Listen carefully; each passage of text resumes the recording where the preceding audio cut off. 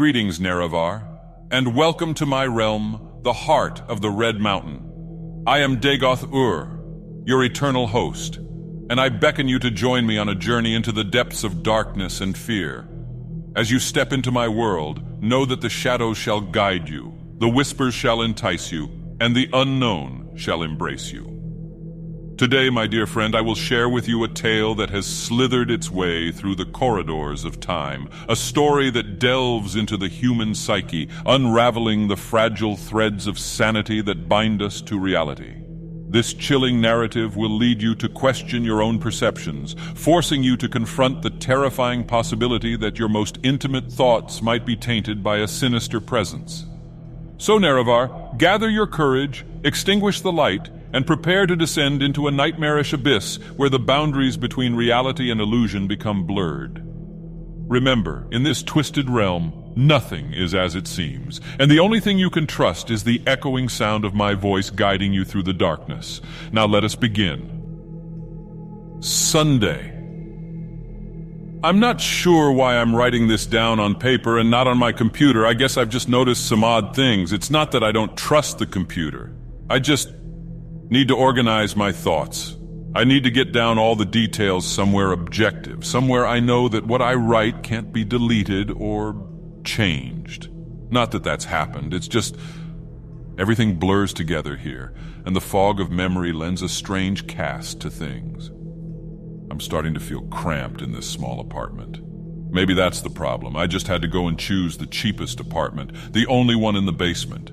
The lack of windows down here makes day and night seem to slip by seamlessly.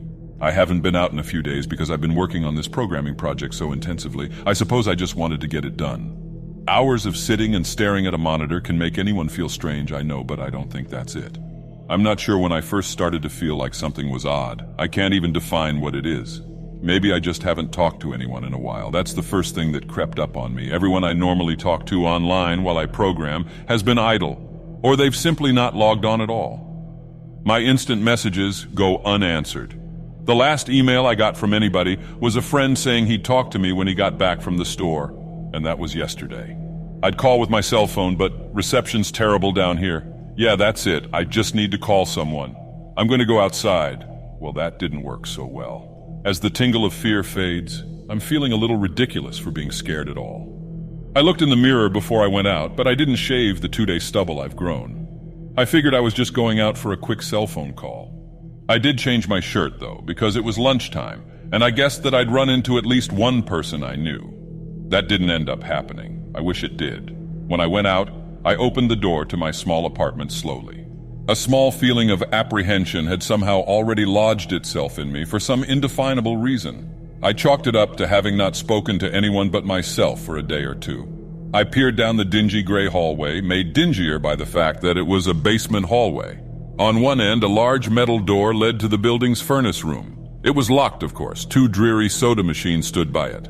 I bought a soda from one the first day I moved in, but it had a 2-year-old expiration date. I'm fairly sure nobody knows those machines are even down here, or my cheap landlady just doesn't care to get them restocked. I closed my door softly and walked the other direction, taking care not to make a sound. I have no idea why I chose to do that, but it was fun giving into the strange impulse not to break the droning hum of the soda machines, at least for the moment. I got to the stairwell and took the stairs up to the building's front door. I looked through the heavy door's small square window and received quite the shock. It was definitely not lunchtime. City gloom hung over the dark street outside, and the traffic lights at the intersection in the distance blinked yellow. Dim clouds, purple and black from the glow of the city, hung overhead. Nothing moved, save the few sidewalk trees that shifted in the wind. I remember shivering, though I wasn't cold. Maybe it was the wind outside. I could vaguely hear it through the heavy metal door, and I knew it was that unique kind of late-night wind, the kind that was constant, cold, and quiet, save for the rhythmic music it made as it passed through countless unseen tree leaves. I decided not to go outside. Instead, I lifted my cell phone to the door's little window and checked the signal meter. The bars filled up the meter, and I smiled. Time to hear someone else's voice, I remember thinking, relieved. It was such a strange thing to be afraid of nothing. I shook my head, laughing at myself silently. I hit speed dial for my best friend Amy's number and held the phone up to my ear. It rang once, but then it stopped. Nothing happened. I listened to silence for a good 20 seconds, then hung up.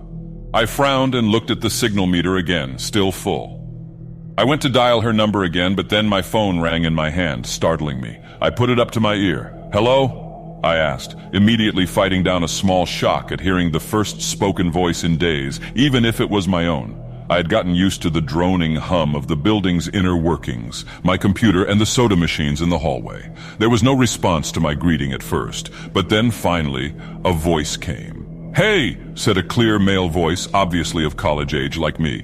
"Who's this?" "John," I replied, confused. "Oh, sorry, wrong number," he replied, then hung up. I lowered the phone slowly and leaned against the thick brick wall of the stairwell.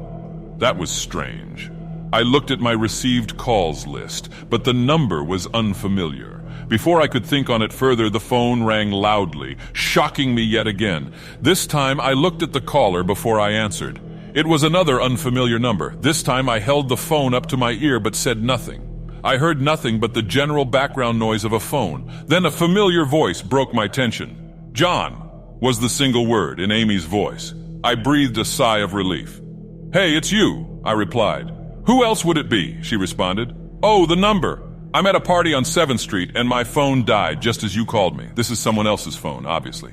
"Oh, okay," I said. "Where are you?" she asked. My eyes glanced over the drab, whitewashed cylinder block walls and the heavy metal door with its small window. "At my building," I sighed, just feeling cooped up. I didn't realize it was so late. "You should come here," she said, laughing. "Nah, I don't feel like looking for some strange place by myself in the middle of the night," I said, looking out the window at the silent, windy street that secretly scared me just a tiny bit. "I think I'm just going to keep working or go to bed." "Nonsense," she replied. "I can come get you. Your building is close to 7th Street, right?" "How drunk are you?" I asked lightheartedly. "You know where I live." "Oh, of course," she said abruptly. "I guess I can't get there by walking, huh?" "You could if you wanted to waste half an hour," I told her. "Right," she said. "Okay, have to go. Good luck with your work." I lowered the phone once more, looking at the numbers flash as the call ended. Then the droning silence suddenly reasserted itself in my ears. The two strange calls and the eerie street outside just drove home my aloneness in this empty stairwell. Perhaps from having seen too many scary movies, I had the sudden inexplicable idea that something could look in the door's window and see me. Some sort of horrible entity that hovered at the edge of aloneness, just waiting to creep up on unsuspecting people that strayed too far from other human beings.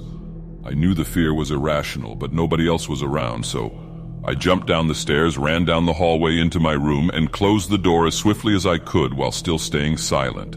Like I said, I feel a little ridiculous for being scared of nothing, and the fear has already faded. Writing this down helps a lot. It makes me realize that nothing is wrong. It filters out half-formed thoughts and fears and leaves only cold, hard facts. It's late, I got a call from a wrong number, and Amy's phone died, so she called me back from another number. Nothing strange is happening. Still, there was something a little off about that conversation. I know it could have just been the alcohol she'd had. Or was it even her that seemed off to me? Or was it... Yes, that was it. I didn't realize it until this moment, writing these things down. I knew writing things down would help. She said she was at a party, but I only heard silence in the background. Of course, that doesn't mean anything in particular, as she could have just gone outside to make the call. No, that couldn't be it either. I didn't hear the wind. I need to see if the wind is still blowing. Monday. I forgot to finish writing last night. I'm not sure what I expected to see when I ran up the stairwell and looked out the heavy metal door's window. I'm feeling ridiculous. Last night's fear seems hazy and unreasonable to me now. I can't wait to go out into the sunlight. I'm going to check my email, shave, shower, and finally get out of here. Wait, I think I heard something. It was thunder. That whole sunlight and fresh air thing didn't happen. I went out into the stairwell and up the stairs, only to find disappointment. The heavy metal door's little window showed only flowing water as torrential rain slammed against it.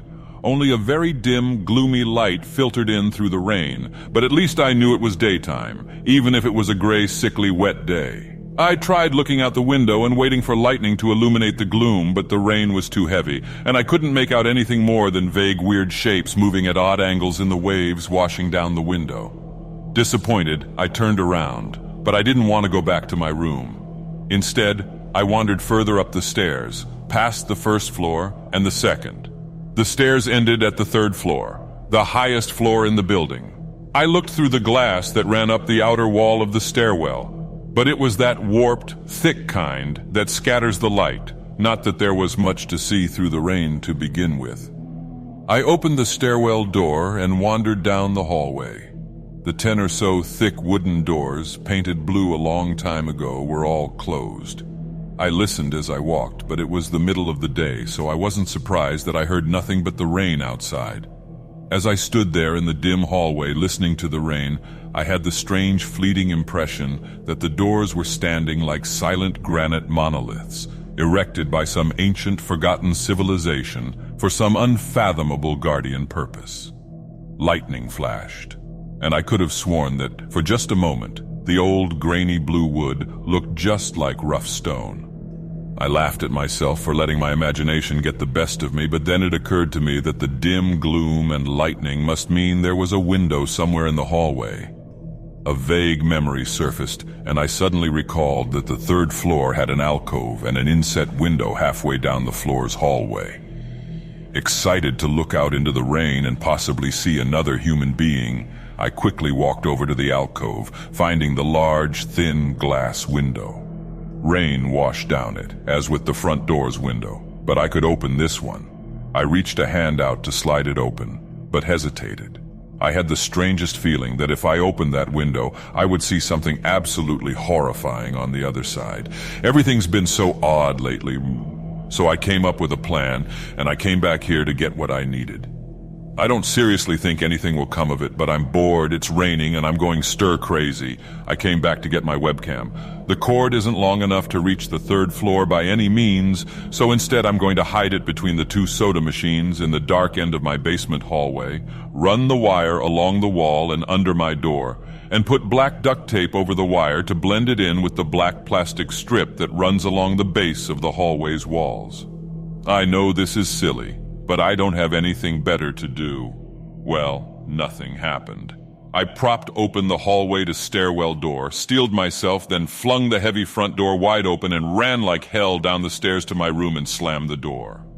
I watched the webcam on my computer intently, seeing the hallway outside my door and most of the stairwell. I'm watching it right now and I don't see anything interesting. I just wish the camera's position was different so that I could see out the front door. Hey, somebody's online! I got out an older, less functional webcam that I had in my closet to video chat with my friend online. I couldn't really explain to him why I wanted to video chat, but it felt good to see another person's face. He couldn't talk very long, and we didn't talk about anything meaningful. But I feel much better. My strange fear has almost passed. I would feel completely better, but there was something odd about our conversation. I know that I've said that everything has seemed odd, but still, he was very vague in his responses. I can't recall one specific thing that he said, no particular name or place or event, but he did ask for my email address to keep in touch. Wait, I just got an email. I'm about to go out. I just got an email from Amy that asked me to meet her for dinner at the place we usually go to. I do love pizza, and I've just been eating random food from my poorly stocked fridge for days, so I can't wait. Again, I feel ridiculous about the odd couple of days I've been having. I should destroy this journal when I get back. Oh, another email. Oh my God. I almost left the email and opened the door. I almost opened the door. I almost opened the door, but I read the email first.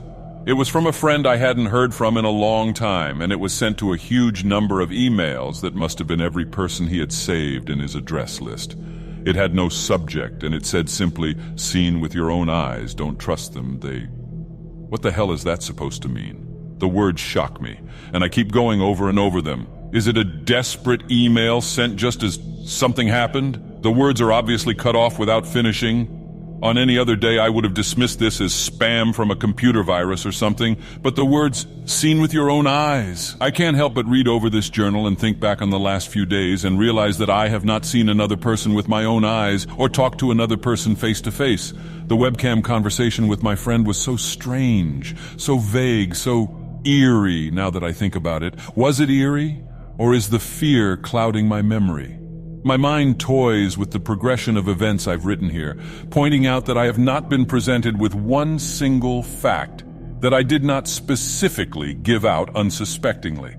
The random wrong number that got my name and the subsequent strange return call from Amy, the friend that asked for my email address. I messaged him first when I saw him online, and then I got my first email a few minutes after that conversation. Oh my God, that phone call with Amy. I said over the phone. I said that I was within half an hour's walk of 7th Street. They know I'm near there. What if they're trying to find me?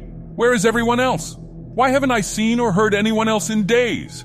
No, this is crazy. This is absolutely crazy. I need to calm down. This madness needs to end. I don't know what to think. I ran about my apartment furiously, holding my cell phone up to every corner to see if it got a signal through the heavy walls. Finally, in the tiny bathroom near one ceiling corner, I got a single bar. Holding my phone there, I sent a text message to every number in my list. Not wanting to betray anything about my unfounded fears, I simply sent, "You seen anyone face to face lately?" At that point, I just wanted any reply back. I didn't care what the reply was or if I embarrassed myself. I tried to call someone a few times, but I couldn't get my head up high enough. And if I brought my cell phone down even an inch, it lost signal. Then I remembered the computer and rushed over to it, instant messaging everyone online. Most were idle or away from their computer. Nobody responded. My messages grew more frantic, and I started telling people where I was and to stop by in person for a host of barely passable reasons. I didn't care about anything by that point. I just needed to see another person. I also tore apart my apartment looking for something that I might have missed, some way to contact another human being without opening the door. I know it's crazy. I know it's unfounded, but what if? What if? I just need to be sure. I taped the phone to the ceiling in case... Tuesday. The phone rang. Exhausted from last night's rampage, I must have fallen asleep. I woke up to the phone ringing and ran into the bathroom, stood on the toilet and flipped open the phone taped to the ceiling. It was Amy, and I feel so much better. She was really worried about me, and apparently had been trying to contact me since the last time I talked to her. She's coming over now, and yes, she knows where I am without me telling her. I feel so embarrassed. I am definitely throwing this journal away before anyone sees it. I don't even know why I'm writing in it now. Maybe it's just because it's the only communication I've had at all since God knows when. I look like hell too. I looked in the mirror before I came back in here. My eyes are sunken, my stubble is thicker, and I just look generally unhealthy. My apartment is trashed, but I'm not going to clean it up.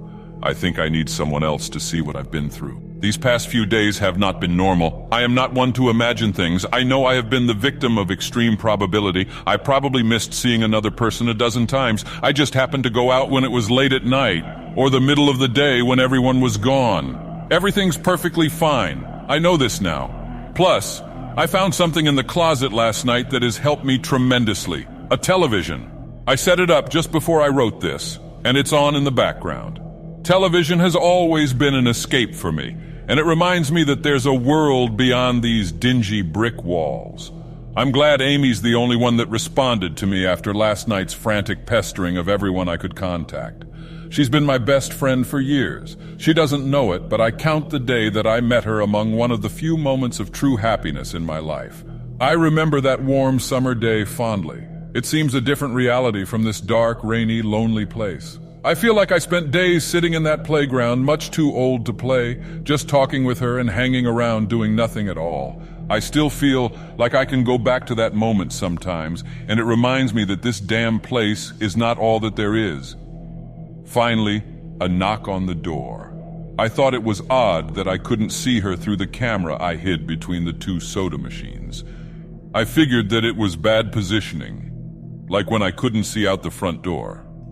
I should have known. I should have known. After the knock, I yelled through the door jokingly that I had a camera between the soda machines because I was embarrassed myself that I had taken this paranoia so far. After I did that, I saw her image walk over to the camera and look down at it. She smiled and waved. "Hey," she said to the camera brightly, giving it a wry look.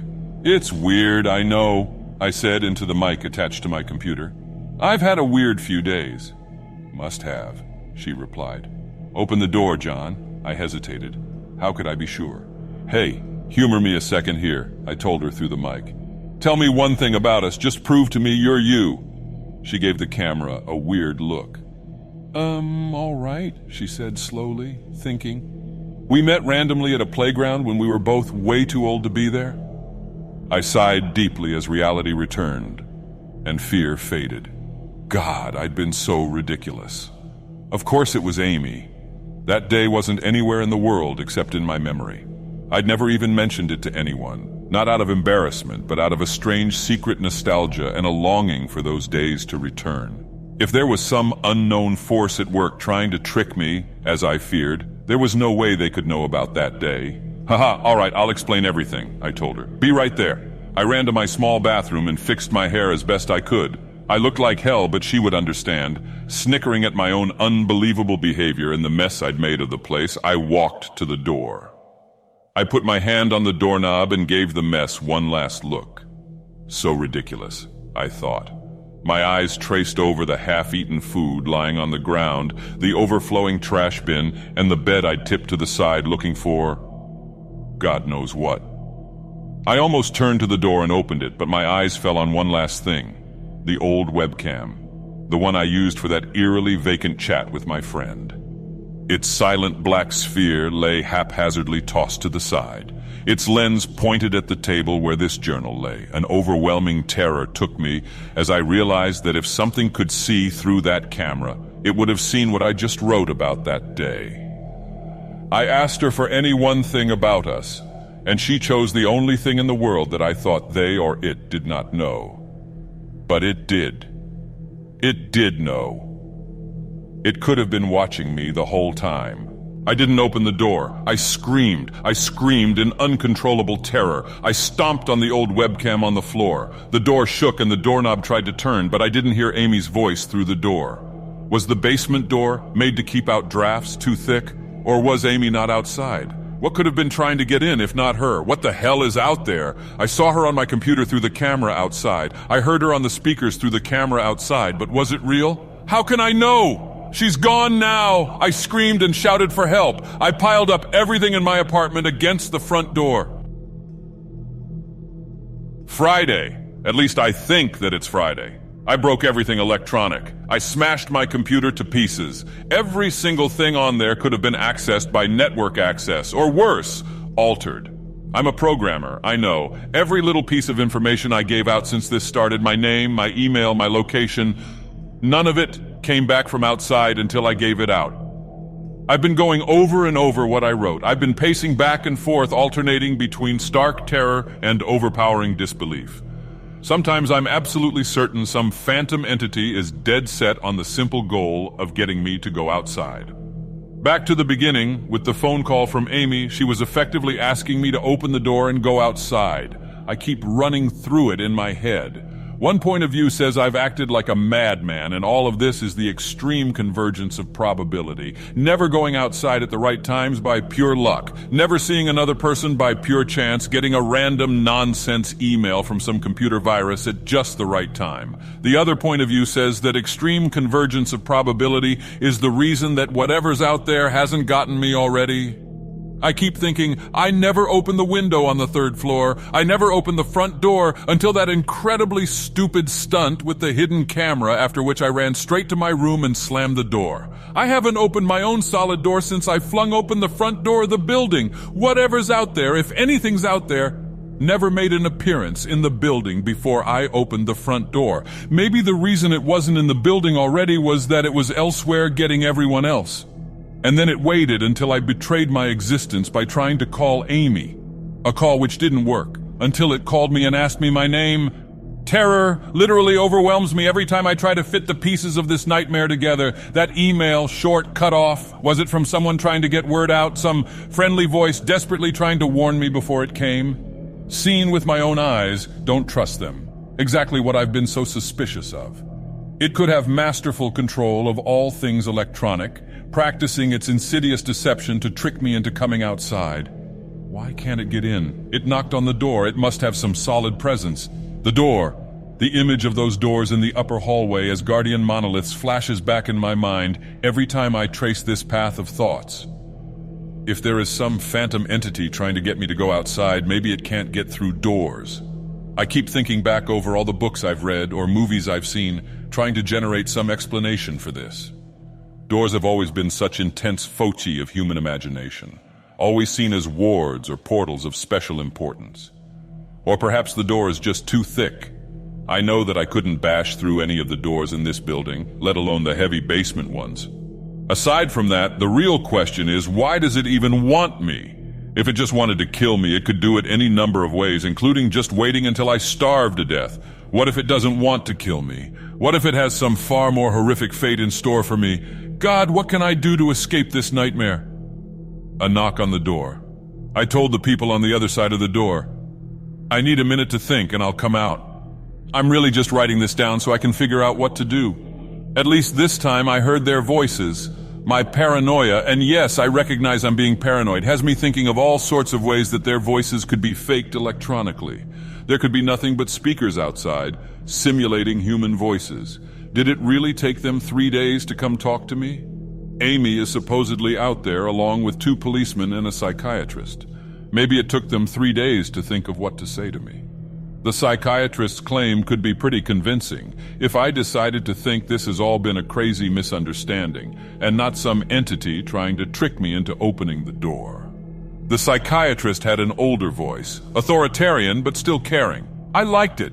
I'm desperate just to see someone with my own eyes. He said I have something called psychosis, and I'm just one of a nationwide epidemic of thousands of people having breakdowns triggered by a suggestive email that got through somehow. I swear he said got through somehow. I think he means spread throughout the country inexplicably.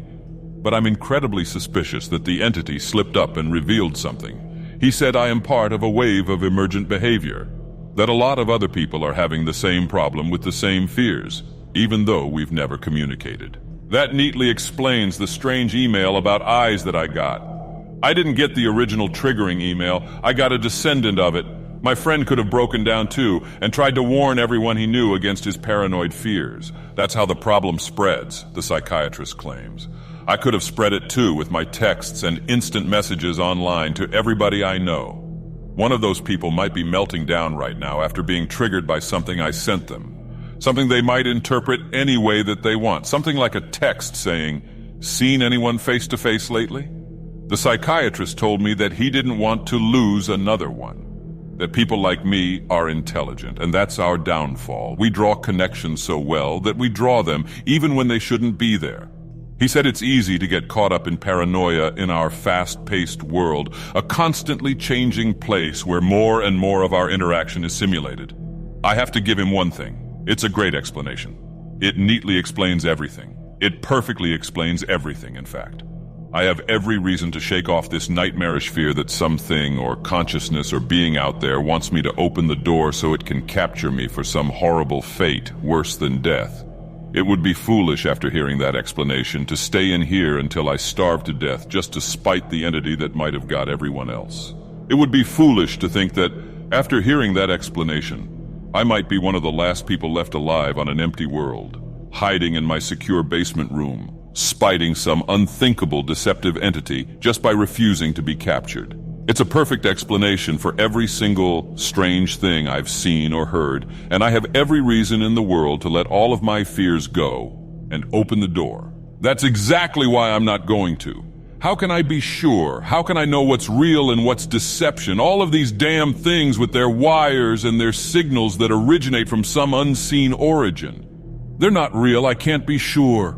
Signals through a camera, faked video, deceptive phone calls, emails, even the television lying broken on the floor. How can I possibly know it's real? It's just signals, waves, light. The door! It's bashing on the door. It's trying to get in.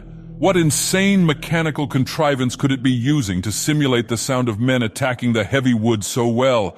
At least I'll finally see it with my own eyes. There's nothing left in here for it to deceive me with. I've ripped apart everything else. It can't deceive my eyes, can it? Seen with your own eyes, don't trust them. Wait, was that desperate message telling me to trust my eyes, or warning me about my eyes too? Oh my God, what's the difference between a camera and my eyes? They both turn light into electrical signals. They're the same. I can't be deceived. I have to be sure. I have to be sure. Date unknown. I calmly asked for paper and a pen day in and day out until it finally gave them to me. Not that it matters. What am I going to do? Poke my eyes out? The bandages feel like part of me now. The pain is gone. I figure this will be one of my last chances to write legibly, as, without my sight to correct mistakes, my hands will slowly forget the motions involved. This is a sort of self-indulgence, this writing.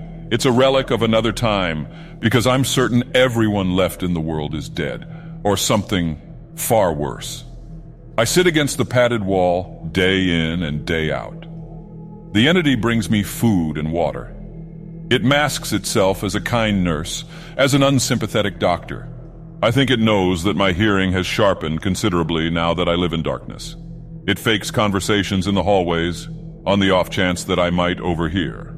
One of the nurses talks about having a baby soon. One of the doctors lost his wife in a car accident.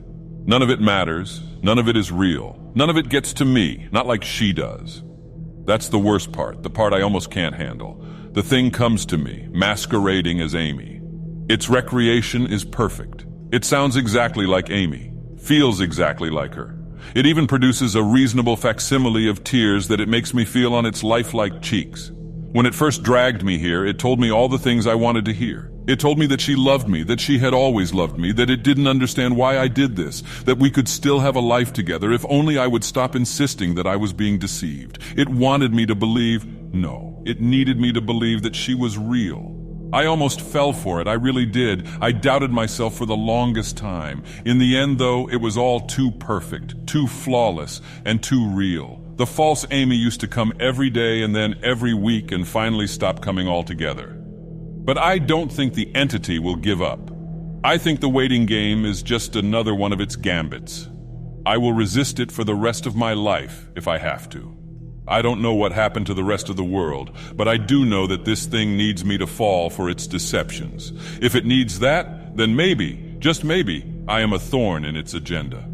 Maybe Amy is still alive out there somewhere, kept alive only by my will to resist the deceiver. I hold on to that hope, rocking back and forth in my cell to pass the time. I will never give in. I will never break. I am a hero. The doctor read the paper the patient had scribbled on. It was barely readable, written in the shaky script of one who could not see.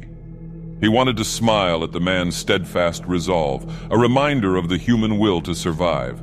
But he knew that the patient was completely delusional. After all, a sane man would have fallen for the deception long ago. The doctor wanted to smile. He wanted to whisper words of encouragement to the delusional man. He wanted to scream, but the nerve filaments wrapped around his head and into his eyes made him do otherwise. His body walked into the cell like a puppet and told the patient once more that he was wrong and that there was nobody trying to deceive him. Ah, Nerevar, we have reached the end of our spine-chilling journey. I trust this tale of terror has left you questioning the very fabric of your own reality. The fear of losing oneself to an unseen force is a chilling notion that will haunt the recesses of your mind. This disturbing story, known as Psychosis, was masterfully woven by the talented Matt Demersky, whose words have seared themselves into our consciousness. His twisted creations serve as a reminder that the deepest fears often reside within our own minds.